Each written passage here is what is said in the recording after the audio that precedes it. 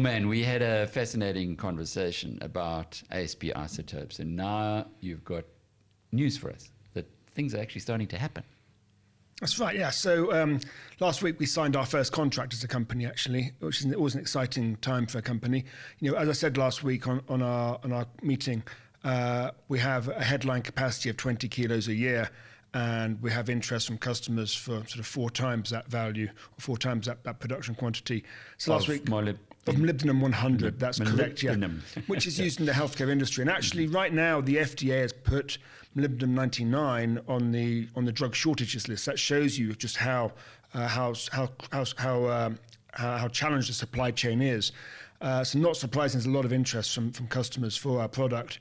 So today, or last week, we signed a contract with a Chinese customer, a very large Chinese customer, for a large portion of our offtake from the plant. So the total dollar number is about $27 million a year in revenues, and it's a 25-year contract. So that's pretty material for a company of our size. Wow, 25 years. That's a lot of annuity income coming into the plant, and at reasonable margins? Yeah, very good margins on that one, Greg. I mean, again, there's a lot of technology that's been used to get us here. It's worth pointing out that China has very ambitious plans for healthcare over the next 5 to 10 years. If you look at the 5-year plan, they're intending to add 60 cyclotrons into their healthcare system. And a cyclotron is what converts our molybdenum 100 into the final product that's given to the patient. So they're really embracing this new way of producing isotopes or producing medicines. And I can see why. Again, the FDA shortage list is just one reason why countries should be doing this. But if the Chinese are buying it, it means that the shortage, presumably in the US, where the Food and Drug Administration is based, is not going to be relieved anytime soon. Well, I would say the shortage is globally. It's just the FDA is the only healthcare authority to put it onto a shortage list. If you if you talk to radiopharmacists in South Africa, there isn't any available in South Africa either right now. But we're in discussions as well with customers in the United States and other countries too. And so, yeah, we'll have to see how those negotiations and discussions go. What percentage of your output will be going into this? In other words, how much of it now is spoken for? Yeah, so we're not disclosing that number, mainly because we haven't disclosed what the final output of the plant is going to be. We've said that the plant can do 20 kilograms a year, and that's what we've publicly stated. However, obviously, we've got a lot more demand than 20 kilos per year.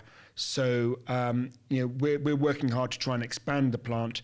And I think in the first quarter next year, we'll have an update for investors, an update for the public as to just how big this plant can be. Is it going to be material, the expansion? I'd have thought so, yes.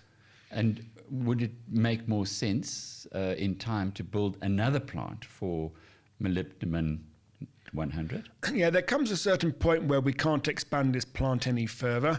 And at that point, yes, it would make sense to build a second plant. I think we can expand this plant to meet the needs we have in hand right now. But let's see where demand grows over the next several years. Building a new plant would only take about 10 to 11 months to do. So we can build a second plant, almost identical to our first plant, in a different location or the same location very quickly.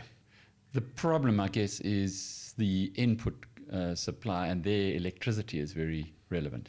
Yeah, so we have 2 inputs into this product. The first is molybdenum hexafluoride. The second is energy. There are 2 main inputs, and obviously South Africa suffers from an energy standpoint. So I would have thought that rather than building a second molybdenum plant in South Africa, we'd probably build it somewhere else. Also, it's not worth having both your plants in exactly the same building or exactly the same region. But shipping costs here are de minimis. There's not much shipping costs involved. Well, it sounds like it. If you're producing 20 kilograms, is it heavily enriched? In other words, what goes into the plant to start with? How much material dug up from the ground, and how easy is that to transport? Yeah, so our plant will process between hundreds of kilograms of molybdenum hexafluoride, and it'll produce a few kilograms from the hundreds of kilograms. It doesn't mean we waste the feedstock. Actually, the tails, which is our low isotope side of the mass balance, we get some very pure molybdenum out of that, and that will have a market value that's quite material too. But yeah, we basically had to buy molybdenum hexafluoride and use energy, and that's our two main costs. And where is it mined? Molybdenum's mined all over the world. Our molybdenum hexafluoride is currently from a US supplier. We're actually going to build our own fluorination facility here in South Africa, which will allow us to take molybdenum metal, just the base metal, and convert that to molybdenum hexafluoride, put it through the plant, and then recycle the fluorine and sell the metal afterwards. So that's a much more environmentally friendly way of doing it. And is the metal mined in South Africa? I believe it is, but it's mined all over the world. It's a very common material. So it's not the material that's valuable, it's what you do with it. Yeah, some people say that molybdenum's a rare metal. I would say enriched molybdenum is a rare metal. Molybdenum's pretty common. And I say this customer needs molybdenum enriched to 97% in the 100 isotope. So we're taking it out of the ground at 9% and taking it all the way to 97%. Now, you know, having the background that you have in investments, that the best cure for a high oil price is a high oil price. In other words, the higher the product's cost, the more competitors are attracted to it, and then the price declines as a consequence. What makes it different in the isotope space, or is it different, or have you got a whole bunch of potential competitors lining up? So there aren't many companies or countries in the world that can enrich molybdenum hexafluoride. It's probably just ourselves and the Russians, maybe Urenco as well. And then converting that into a 97% enriched metal that you can put into a cyclotron, that's a completely different skill set as well. So there's a lot of know-how here and technology that's gone into this process. It's been a 20-year process to develop it and invent it. So I'd be surprised if we find competition coming anytime soon. And most of our contracts we're looking at signing are long-term contracts. Customers need security of supply. If you're investing in a lot of cyclotrons to convert it into a product a healthcare system can use, you want to make certain you've actually got the raw material that goes into the cyclotron. So yeah, most of the contracts we will sign will be multi-year contracts. When did you get involved with ASP Isotopes? So we found this technology about 2 years ago, and I spent my whole career investing in science, and I recognized straight away this was a really interesting science, some amazing scientists that struggled to turn it into a business. That's not surprising in South Africa. It's a difficult place to do business, especially when most customers are outside of South Africa. So we raised a significant amount of money actually to buy the plant and then to invest in the plant to complete it. And now the plant's coming to completion, and it'll be mechanically complete around the end of the year, January, that kind of time frame. And we have a lot of customers interested in buying product from us.